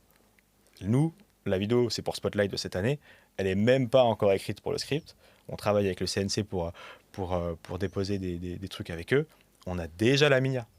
Et on n'a pas encore le script. Donc c'est vraiment cette rigueur-là que j'ai appris ces dernières semaines et qui en fait est super important. On en parle un peu sur nos réseaux si vous voulez suivre les détails de tout ça, mais en fait il y a 5, 6, 7 personnes différentes qui maintenant travaillent sur des vidéos, de celui qui va faire l'auteur à celui qui va faire la post-prod, celui qui va faire le tournage, celui qui va faire la miniature, et c'est fou. C'est vrai que ça a changé quand même par rapport à avant. Maintenant, il faut réfléchir déjà à la miniature, au titre, et ensuite tu t'adaptes à ta vidéo, au début de vidéo, pour que ça corresponde au titre, à la miniature, etc. Donc, c'est vrai que c'est vraiment la guerre de l'attention, un peu la guerre de l'attention. Maintenant, comment est-ce qu'on arrive à capter le maximum de gens. Mais tu parlais de créateur économiste, est-ce que tu peux nous dire un petit peu ce que c'est exactement et comment ça se matérialise quand on se lance en tant qu'entrepreneur, quand on développe un projet dans la crypto ou dans la tech? Moi, je pense qu'aujourd'hui, quand un entrepreneur lance son projet, il doit passer presque autant de temps à faire de la promotion de son propre produit qu'à le développer ou à faire du RH si le produit est plus grand. Parce qu'il y a beaucoup d'entrepreneurs ou même plutôt des développeurs du côté tech qui disent de toute façon, si mon produit il est bon, j'ai pas besoin de faire de communication, il va se vendre tout seul. Ouais, mais non. Je pense pas que ça marche comme ça parce que statistiquement, ça ne marche pas comme ça et ça marchera de moins en moins comme ça. Et par contre, ce qui est vrai, c'est que l'autre jour, j'ai enregistré avec Amaury de Toncodec un podcast où on était interviewé, Maxime et moi, sur la martingale. Et Maxime disait une phrase très intéressante qui, du coup, a beaucoup été commentée. C'est ce que rapporte aujourd'hui 1000 vues sur YouTube. Les gens ont encore en tête que ça rapporte à peu près 1 euro les 1000 vues. Aujourd'hui, sur des chaînes de divertissement ou des chaînes très tech comme la nôtre, c'est plutôt entre 5 et 10 euros les 1000 vues. Tu vois, et c'est énormissime du coup parce que ça donne beaucoup plus de moyens. Mais ça veut dire quoi? C'est que qui c'est qui a mis le delta? c'est les publicitaires qui payent beaucoup plus cher. Parce que le panier moyen de dépenses d'un publicitaire aujourd'hui, on est, je ne sais pas quand le podcast sortira, mais on est à quelques semaines de la sortie d'un super film de Pierre Ninet qui s'appelle Gourou, et on le voit partout, Pierre Ninet. Beaucoup plus sur YouTube qu'à la télé. Et ça fait dire aux gens que, un peu du milieu YouTube, en fait, YouTube est devenu la télé. Parce que j'ouvre 10 chaînes différentes, le gars, il est partout. Je ne peux pas passer à côté. Et c'est vrai que cette stratégie est l'incarnation même de les paniers publicitaires des marques ont clairement été déplacés de la télé à YouTube. Donc le delta de 1 euro les 1000 vues de 2015 à 8 euros les 1000 vues en moyenne d'aujourd'hui, c'est ce que coûte une publicité à être affichée sur YouTube, ce que paye du coup la marque. Ça c'est inaccessible du coup pour une startup en fait. C'est inaccessible comme coût d'opération d'afficher son produit sur YouTube, d'afficher son produit sur TikTok avec une audience précise. Parce que le problème, c'est que les gens, ils ont 500 euros par mois, ils mettent 500 euros, ils irriguent tout, ils font de l'impression, mais c'est de l'impression non qualifiée. Donc moi, ce que je dis, c'est au lieu de mettre 500 euros par mois sur Google et YouTube pour avoir 5000 vues non qualifiées, mettez-les pour acheter un iPhone, mettez-les pour travailler avec une boîte de prod, mettez-les pour louer des studios comme ça et incarner votre propre marque. Soyez votre propre canal d'acquisition, soyez votre propre incarnant et ne dépensez pas cet argent chez Google et ça va davantage valoriser votre boîte et ça va la faire péter beaucoup plus fort aujourd'hui parce qu'il y a une prime d'émission, il y a une prime colossale à celui qui va se montrer et qui va incarner son produit. Et c'est ce qui permet à des boîtes aujourd'hui comme je peux en citer plein, mais là on est en plein dans la diffusion de Qui veut être mon associé, donc Les Secrets de Loli avec Kelly qui cartonne parce qu'elle est incarnée par quelqu'un qui sait parler de sa marque. Et si elle avait dépensé l'équivalent de cette somme-là à la télé, mais sa boîte elle serait cramée depuis bien longtemps parce qu'elle n'aurait jamais eu l'argent pour le faire. Donc elle a su incarner sa marque sur les réseaux, être repérée par N6, intégrer le jury Qui veut être mon associé et lancer plein de trucs. Pareil pour Bourbon, pareil pour Eric, et c'est des gens qui, Eric Larchevêque, on est de l'écosystème crypto, on l'a connu avant que la boîte devienne une licorne, c'était quelqu'un qui était pas très plateau télé, c'était quelqu'un qui n'était pas très vidéo au global, Eric. C'était un très bon dirigeant de société, c'était un très bon patron pour monter une boîte licorne, il faut a priori être plutôt bon. Mais moi j'ai souvenir d'échanges avec lui en 2018, 2019, 2020.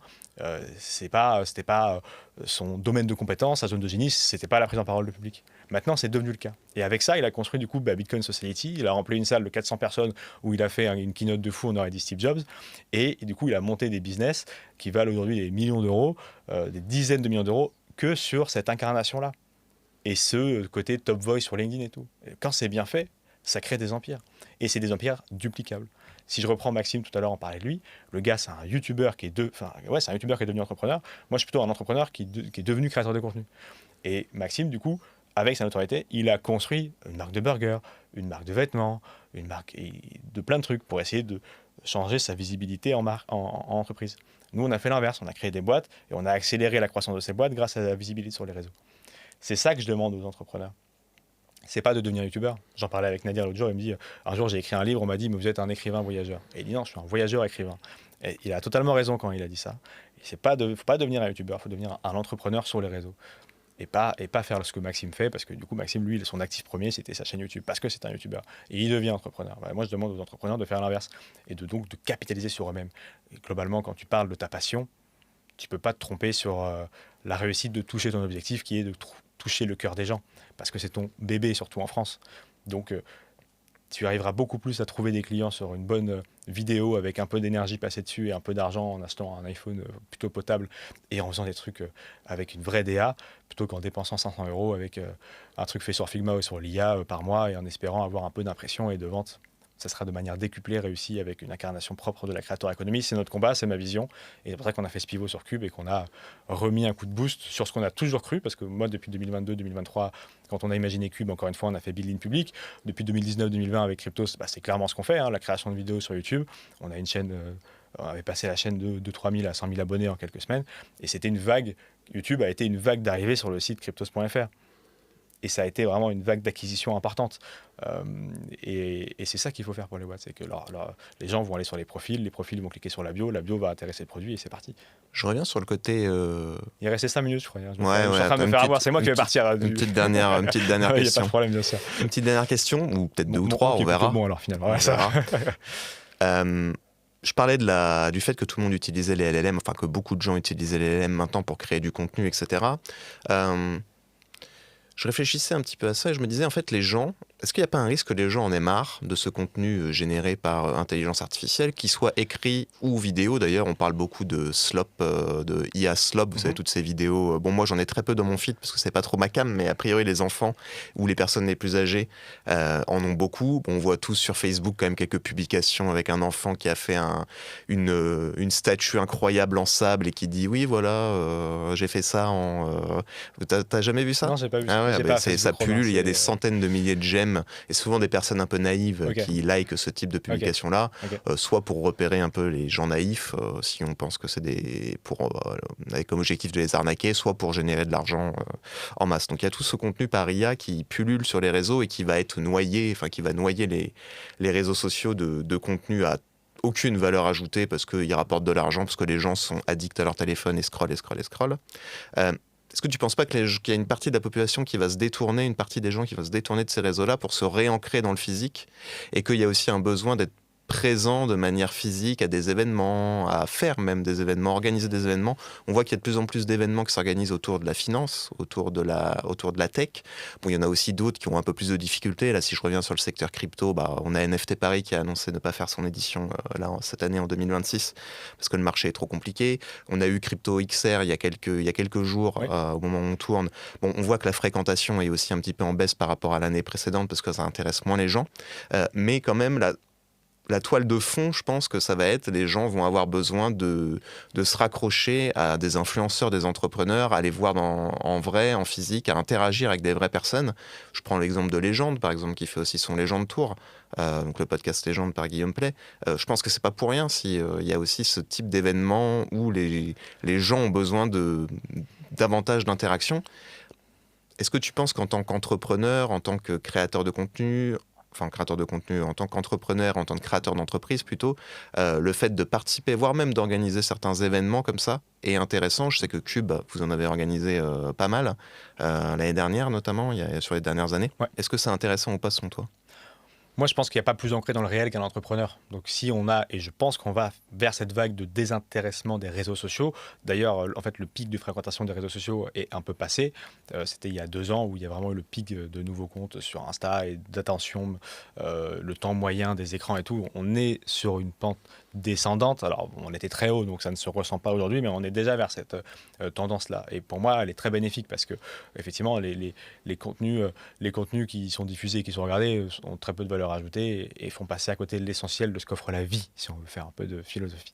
Mais donc moi je pense qu'on va tendre avec l'incertitude géopolitique et les tensions du monde vers, pas forcément, et je ne pense pas du coup, un côté égoïste des gens qui vont se resserrer entre eux, mais plutôt de se retrouver dans un échelon plus local, avec genre je vais plutôt sortir dans ma ville, être au niveau de ma ville parce que je maîtrise plus ma ville, je connais mon maire, je connais mon voisin, et donc ces microcosmes-là, je pense, vont prendre plus de place dans les prochaines années dans le quotidien des gens, aller vers des salles de sport plus éthiques que celles où il y a tout le monde qui fait des vidéos, aller vers des restaurants plus éthiques et tout, et plus proches. Je pense qu'on va vers là. Donc effectivement, à ce moment-là, justement, c'est totalement dans le sens de ce qu'on se dit avec les entrepreneurs. Il n'y a pas plus ancré qu'un mec, un vrai entrepreneur, qui est ancré dans le réel. Parce que l'entrepreneur, c'est ça qui est très difficile avec ce métier-là, c'est qu'il doit tout comprendre et tout faire. Il doit être bon à peu près partout. Phrase de Nadir que j'ai beaucoup aimé dans le podcast de la semaine dernière, c'est un décathlon. C'est-à-dire que l'entrepreneur, il n'est pas suffisamment bon pour être bon dans tous les sports, mais il faut qu'il le soit un minimum pour pouvoir gagner le décathlon. Et c'est complètement le cas. C'est-à-dire que du coup, le mec, il doit suivre la géopolitique, il doit suivre l'histoire, il doit suivre sa boîte, il doit suivre l'économie, il doit suivre la finance, il doit suivre tous ces trucs-là. Donc c'est un mec ancré dans le réel. Donc un mec ancré dans le réel qui fait des vidéos pour montrer son quotidien, faire parler de son produit et tout, c'est un mec qui va gagner des milliers de points de vie face à un truc d'IA. Donc effectivement, le slop, c'est des contenus générés par l'intelligence artificielle qui polluent les réseaux sociaux, qui polluent même les algorithmes, parce que les algos ne savent pas encore 100% faire la différence entre du vrai et du faux. Donc c'est en train de pourrir même l'apprentissage des algorithmes. Et comme beaucoup de gens se reposent dessus, les résultats in fine des requêtes que font les gens sur les LLM et ainsi de suite. Donc ça, oui, c'est sûr que ça va aller au tapis. Et donc il restera là aussi, comme on disait tout à l'heure sur LinkedIn et autres, ceux qui font l'effort de vraiment créer. À l'heure où effectivement les contenus générés par intelligence artificielle pullulent sur les réseaux, les influenceurs vont encore avoir de beaux jours devant eux, puisque les gens vont avoir besoin de se raccrocher à quelqu'un de vrai et de réel, quoi. Si c'est des entrepreneurs, pardon, Si c'est des entrepreneurs du réel, ouais, complètement. C'est qui créent une vraie communauté, de la vraie valeur, qui apportent vraiment des choses et qui ont une vraie structure avec une attention réelle derrière. Donc, quand je publie ce Reels, quand je publie ce TikTok, quand je publie ce post LinkedIn, c'est pourquoi? Est-ce que c'est pour générer de la vente? Est-ce que c'est pour générer une émotion? Est-ce que c'est pour partager quelque chose de mon quotidien? Et si oui, quoi de mon quotidien? Si ces choses-là sont respectées, bah ouais, clairement, la tendance, si c'est celle qu'on évoque là, de rapatriement plutôt dans des communautés plus restreintes, qui se connaissent davantage que la partie mondialisée qui est menacée aujourd'hui par tout ce qui est géopolitique et ainsi de suite, bah oui, ça va cartonner du coup ces créateurs de contenu là, c'est sûr. Dernière question que j'ai de mon côté. Il y a des statistiques assez intéressantes autour des fondateurs de licornes français. Donc je crois qu'il y en a une quinzaine en France de fondateurs de sociétés qui sont devenus des licornes, donc c'est-à-dire valorisés à plus d'1 milliard d'euros. Mais quand on regarde à l'étranger, on se rend compte qu'il y a, je crois que c'est 45 ou 47 fondateurs français de licornes, mais qui sont pas en France, qui sont aux US Ok. notamment. C'est un peu pareil dans la crypto. Il y a beaucoup de Français qui bossent dans l'écosystème crypto, qui travaillent dans des très grosses structures, des très grosses boîtes, des très gros projets. Beaucoup de Français dans la tech, etc. Sur le côté technique, pardon. Mais que la majorité de ces projets-là sont pas en fait en France, sont pas français, sont pas localisés en France, sont aux US, en Asie, etc. Ok. À l'heure où on parle beaucoup de souveraineté, à l'heure où Trump peut du jour au lendemain péter un boulon et potentiellement, cas extrême, interdire aux GAFAM de fournir des services aux Européens, aux Français et aux Européens. Donc plus de Google, plus d'Amazon, plus de cloud. Bon, là, on est vraiment dans un scénario catastrophe. Mais on a vraiment aussi besoin d'avoir des entreprises dans la crypto, dans la tech et même de manière générale dans l'écosystème global de l'entrepreneuriat qui soient françaises et qui soient localisées en Europe. Qu'est-ce que toi tu penses de ça et comment est-ce que tu vois émerger de ton côté, dans la tech notamment, de nouveaux acteurs et les choses qu'il faudrait faire pour accompagner ces acteurs-là à lancer des boîtes qui pourraient prendre le relais, entre guillemets, en cas de... ou qui pourraient aller concurrencer les États-Unis. On parle beaucoup des États-Unis, mais il y a aussi la Chine, Ouais. l'Asie. Et donc rapporter un petit peu de souveraineté européenne et française. Qui sont forts ces Américains? Qui sont forts ces Américains parce qu'effectivement, c'est un territoire qui est pris depuis tellement longtemps maintenant, le monde du web par l'oncle Sam, que ça va être très compliqué de faire machine arrière, surtout que du coup les brevets maintenant sont là-bas pour la plupart, les contrats sont signés pour des décennies là-bas pour la plupart, les cas d'usage sont installés et c'est là-bas qu'ils sont pour la plupart. En fait, le problème aujourd'hui en France, c'est qu'il n'y a pas d'industrie. C'est-à-dire que là, le device qu'on utilise tous, c'est des trucs qui ne sont pas produits en France. L'iPhone, c'est produit entre la Chine et les États-Unis. Apple, c'est américain. Donc, s'il fallait commencer à reproduire des produits en France avec une industrie solide, il faudrait 100% changer le modèle social dont on parlait tout à l'heure. Parce qu'on ne peut pas supporter aujourd'hui, compte tenu de la structure des coûts, compte tenu du prix de l'énergie, compte tenu de la manière dont le territoire est maillé, d'industrie en France. Et c'est pour ça qu'elles partent globalement à l'étranger, moins aux États-Unis qu'il y a 20 ans, plus en Chine ou en Asie, mais qu'il y a tous les jours une boîte qu'on a l'impression qui marchait et qui est en redressement judiciaire ou qui est en liquidation judiciaire ou qui demande à l'État de renflouer les caisses. Ça peut être des verres d'eau très connus, ça peut être des solutions électroménagères très connues et tout. Et parce qu'en fait, moi, il y a deux problématiques à ça. La première, c'est que du coup, la structure même de la politique française fait que l'emploi industriel est très compliqué et qu'on est plutôt sur des solutions financières d'urgence, des centaines de milliards qui sont dépensés pour éteindre l'incendie et pas pour faire en sorte qu'il ne se produise pas. Et le deuxième truc, c'est qu'on ne mise pas assez sur les atouts qui font que ce prix est aussi important à payer, c'est savoir le Made in France. Il y a plein d'avantages où avoir du Made in France se vaut, mais ce n'est pas un argument commercial qui est utilisé par les structures dont on vient de citer des problématiques de redressement judiciaire globalement. Et donc je pense qu'il y a cet aspect à davantage jouer, et comme ça fait le lien avec ce qu'on vient de se dire, du côté les gens ont globalement de plus en plus envie de comprendre ce qui se passe autour d'eux et potentiellement de soutenir davantage depuis le Covid et de plus en plus parce que le monde devient globalement fou et qu'il y a un mec qui peut faire en sorte en un an que le monde devienne encore plus fou et qu'il lui en reste trois, il faut un peu miser sur ça. Donc ça sera toujours compliqué en France et en Europe parce qu'il n'y a pas de vision globale, il n'y a pas de compréhension des risques, il n'y a pas d'industrie. et il n'y a pas de capital. Donc à partir de là, il faut tout reconstruire dans cet ordre, d'ailleurs dans l'ordre inverse pour arriver à résoudre le problème premier. Et donc c'est le modèle social qu'il faut revoir, notamment avec les retraites par capitalisation. Du coup, si on est dans la vie de ce qu'on disait tout à l'heure, c'est que ça finira par arriver, mais ça prendra 20 ans. Et est-ce que dans ces 15-20 ans qui vont arriver, globalement, la France et les autres pays européens vont réussir à tenir cette transition et ne pas perdre le débat démographique, démocratique et culturel? Bah, celui qui a la réponse, il sait quelle action acheter pour les 15 prochaines années. Moi, j'ai pas la réponse et c'est ce qui, en tout cas, explique pourquoi les gens ne restent pas. Ce que j'observe, par contre, c'est qu'aujourd'hui, ils partent très tôt. C'est-à-dire que la tendance des gens qui se barrent de France parce que fiscalement, c'est pas simple, ou parce qu'ils sont pas d'accord avec la culture, ou parce qu'il y a un sentiment d'insécurité, c'est pas nouveau. Par contre, c'était atteint un certain degré de réussite financière. Maintenant, il y a des entrepreneurs, ils ont 1000 balles sur leur compte et by design, ils partent. Parce qu'ils n'ont pas envie de payer 300 euros d'impôts. Ou parce qu'ils ont vu sur les réseaux sociaux qu'ils pouvaient gagner beaucoup plus ailleurs. Parce qu'il y a, comme il y a encore une fois, un emploi d'industrie, c'est l'un des emplois les plus rémunérateurs pour la société. Parce qu'aujourd'hui, la France devient un emploi de service. C'est des emplois très peu payés, sous-payés malheureusement, et très volatiles. Une industrie, tu ne peux pas prendre ton usine avec 10 000 personnes salariées et partir à l'autre bout. Ou alors, c'est du coup une casse sociale, c'est ce qui se passe. Un mec qui fait du service, il part à Dubaï, il part à Dubaï. Et donc, c'est ces modèles-là qui risquent d'être largement chamboulés, c'est clair. Et du coup, si c'est chamboulé de la bonne manière, on pourra avoir cette industrie. Est-ce que c'est la tendance que ça prend? Pas sûr. Encore une fois, ce que j'observe, c'est que les mecs, dès 1000 balles, ils partent. Alors qu'avant, c'était inconcevable.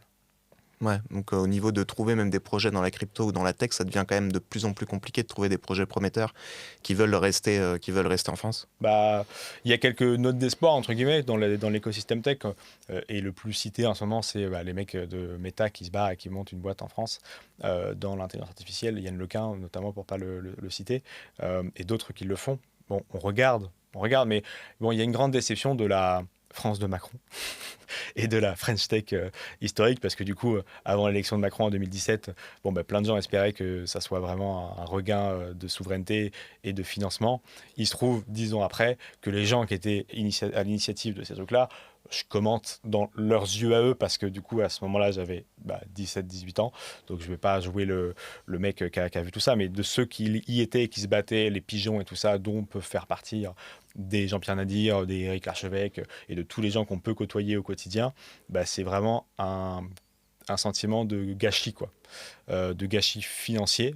Beaucoup d'argent qui ont été dépensés pour faire éclore des boîtes qui ne sont pas allées loin, et un gâchis d'opportunités, parce que les lois et les politiques, l'Assemblée nationale, n'ont pas forcément suivi les entrepreneurs et ont plutôt poussé les entrepreneurs derrière, alors qu'ils étaient tous en train de revenir. Donc, c'est vrai qu'aujourd'hui, quand on regarde les trucs French Tech, Next 40, et donc les prochaines boîtes Next 40, c'est les prochaines boîtes qui pourraient intégrer le CAC 40, on se dit, ouais, effectivement, on n'est pas sorti de l'auberge. Sur certains secteurs, on n'est pas sorti de l'auberge, parce que c'est des boîtes qui sont full subventionnées et qui n'ont pas forcément de marché. Moi, c'est ce que je dis beaucoup pour taquiner mes amis des incubateurs, accélérateurs qui sont publics ou parapublics, c'est que leur plus grosse difficulté, et ce qui leur met le plus dans la merde, les entrepreneurs qui les accompagnent, c'est qu'ils leur apprennent à chercher des subventions et pas des clients. Et nous, le premier truc qu'on fait avec les boîtes qu'on accompagne, une fois qu'on a décidé de matcher avec l'entrepreneur match avec nous, c'est prendre son produit et aller le vendre. Il est nul, il n'est pas fini, ça ne sera pas le même demain, mais au moins on saura pourquoi il est nul, pas fini, et que ça ne sera pas le même demain. Parce qu'on va se prendre des noms. Et de temps en temps un oui qui permettra de faire augmenter le chiffre d'affaires, mais globalement on va chercher des noms et savoir pourquoi il y a un nom. Et ensuite on va adapter le produit. Et malheureusement c'est vrai que la bureaucratie française va plutôt aller passer des heures à dépenser de l'argent et du temps pour être jeune entreprise innovante et avoir moins d'imposition, ce qui est important, parce que encore une fois, oui, ça fait partie de l'innovation, et Paul Midi, qui est déjà venu plusieurs fois à Cube, est un des fervents défenseurs de l'entrepreneuriat et l'un des rares à l'Assemblée nationale, ce qui est dommage parce que c'est sous-représenté, mais globalement c'est faire la JEI, aller chercher les subventions et tout, et globalement ils peuvent ne pas faire de chiffre d'affaires pendant 3 ans, qu'ils se laissent porter par le système. Et ça c'est pas scalable dans l'entrepreneuriat. l'entrepreneuriat. De toute façon, tu vois qu'il y a un problème quand il y a des dizaines, voire des centaines de boîtes qui te contactent pour t'aider à remplir des dossiers de subventions, pour obtenir des subventions, mais qu'il y a un réel problème de... plutôt que d'avoir un taux d'imposition classique, on est à chaque fois des normes niches fiscales ou des moyens de payer moins d'impôts par tel ou tel stratagème. Est-ce que ce serait pas beaucoup plus simple d'avoir un taux commun et puis de plus prendre la tête avec telle chose, tu payes moins d'impôts parce qu'il y a ça, parce qu'il y a ça. Mais quand tu es malin en France, tu peux t'en sortir très fortement. Tu vois, quand tu es malin en France, tu peux t'en sortir très fortement. Plus que dans d'autres pays européens et même du monde, et même des pays dans lesquels les gens partent, en Suisse, Dubaï et tout. Après, t'en parlais tout à l'heure, ça aide quand même, effectivement, la BPI, ça peut quand même aider. Il n'y a pas que des gens qui utilisent les subventions de BPI pour se la couler douce, etc. Tu as aussi effectivement la possibilité d'avoir la rupture conventionnelle et donc d'avoir le chômage et de lancer ta boîte pendant que tu as chômage. Il n'y a pas beaucoup de pays dans le monde où tu as ce type d'opportunité-là quand tu veux te lancer dans l'entrepreneuriat. On est pas mal lotis. On est pas mal lotis, mais du coup, ça revient encore une fois à ce qu'on se disait tout à l'heure, c'est-à-dire qu'on a un bon bassin de start-up, on a un trou d'air monumental entre les deux, donc il y a très peu de décacornes, il n'y en a qu'une, c'est Mistral AI, et certains diront, pour nous taquiner, que c'est déjà américain. Auront-ils tort ? Bon, il faut regarder la structure capitalistique ou les usages techniques, mais ça reste quand même une décacorne, donc une boîte qui vaut plus de 10 milliards. Mais c'est la seule. Alors qu'aux États-Unis, effectivement, ce côté jeune boîte, licorne, décacorne, boîte rentrée en bourse, c'est relativement fluide. C'est à peu près dans les ordres de grandeur similaires à ce qui peut se passer en Asie et en France, on n'y arrive pas. On n'arrive pas à faire éclore on arrive à faire éclore des startups. Ensuite, globalement, no man's land pour les licornes, parce que tu as dit qu'il y en a, en fait, il y en a une trentaine aujourd'hui en France des licornes. Certains diront dans les commentaires que si on les revalorise, elles ne le sont plus. Bon, mais il y en a 30 sur le tableau officiel de la French Tech, une trentaine. Et donc, il y a une seule décacorne. Il faut qu'on arrive à faire ce côté fluide, cette fluidité beaucoup plus importante. Et c'est là où je me retrouve avec des mecs comme Jean-Pierre Nadir qu'on produit à Vitesse Prod et à Cube, qui mise davantage maintenant sur la reprise d'entreprise. Et le mec m'a convaincu que la reprise d'entreprise, c'était mieux que l'entrepreneuriat initialement que j'ai eu en tête, à savoir monter une boîte. C'est fini la Startup Nation, maintenant c'est la reprise Nation. Et on produit Jean-Pierre, vous le verrez très rapidement en parler partout. Mais c'est vrai que finalement, pourquoi s'emmerder à créer une boîte de zéro et tous les risques et de se payer pendant 3 ans, alors que la prochaine vague de richesse qui va déferler sur le pays peut soit créer tantôt plein de fractures sociales parce que du coup ça va créer des héritiers, des fous furieux et donc une génération de biaisés quoi, ou faire passer 700 000 entreprises en France, c'est l'ordre de grandeur des 10 prochaines années des boîtes qui vont basculer, c'est des points de PIB énormes et de former une génération de repreneurs. Avec Jean-Pierre, je prends le pari effectivement, il m'a convaincu qu'il faut monter une génération de repreneurs. Et donc de pouvoir se payer limite dès la première heure où tu prends la boîte et que tu la rachètes, sachant que du coup c'est des banques type LBO qui peuvent t'aider à reprendre ces boîtes-là. Donc là, il y a un vrai enjeu où on va pouvoir, avec des nouvelles générations d'entrepreneurs qui vont incarner leur boîte, qui vont avoir des nouveaux dispositifs, qui vont utiliser l'IA, qui vont faire ce genre de choses, où on peut avoir plein de boîtes qui deviennent des licornes ou qui sont très valorisées, pas besoin d'être une licorne. Moi, je dis toujours aux boîtes, le patron de licorne, il gagne entre 7 et 10 000 euros par mois, max, et il a des actionnaires sur la gueule qui lui tapent dessus parce que sa boîte, elle n'est pas rentable. Le patron de PME qui fait 10 millions d'euros de chiffre d'affaires, il se paye 20 000 euros par mois. Tous les mois, tous les ans, il se verse 100 000 euros de dividendes et il n'y a personne pour lui casser les pieds. Donc, l'objectif absolu de la licorne, c'est une construction mentale sur laquelle il faut pas s'attacher parce que c'est pas ça qu'on attend d'un entrepreneur à succès. Ok, merci beaucoup. Merci Robin. Est-ce que tu avais un dernier sujet dont tu voulais parler ? Ouais, on est en train de terminer Spotlight 2026, en tout cas les candidatures de Spotlight 2026, qui est notre grande émission pour sélectionner le meilleur entrepreneur tech de France. Donc si les gens sont intéressés, ils ont un projet dans la tech au global, quelle qu'elle soit, encore une fois, on n'est pas du tout fermé sur le côté, est-ce que c'est d'IA, du Web3 ou d'autres choses qui ne sont même pas... qui n'ont même pas de nom, ils peuvent postuler sur le site lecube.io et du coup peut-être participer à cette émission. On aura un jury assez incroyable. Donc l'année dernière, on avait Amixem et Eric Larchevêque. On monte encore un cran et on monte un cran dans la production aussi et dans la diffusion. On aura des diffusions cinéma à partir de septembre. Donc si vous avez des projets intéressants, postulez pour participer à cette émission. On va venir challenger tout ce qui fait une ou un bon entrepreneur devant un jury assez marrant avec à la clé 50 000 euros pour le meilleur entrepreneur de France. Ils seront que 10 cette année. L'année dernière, il y en avait 25 dans le cube. Cette année, il n'y en a que 10, mais les candidatures sont ouvertes jusqu'à début mars. Et le tournage, ça sera en mai. Ok, on mettra le lien en description pour ceux qui veulent aller jeter un coup d'œil. Merci Robin. Merci à toi. Salut. Salut.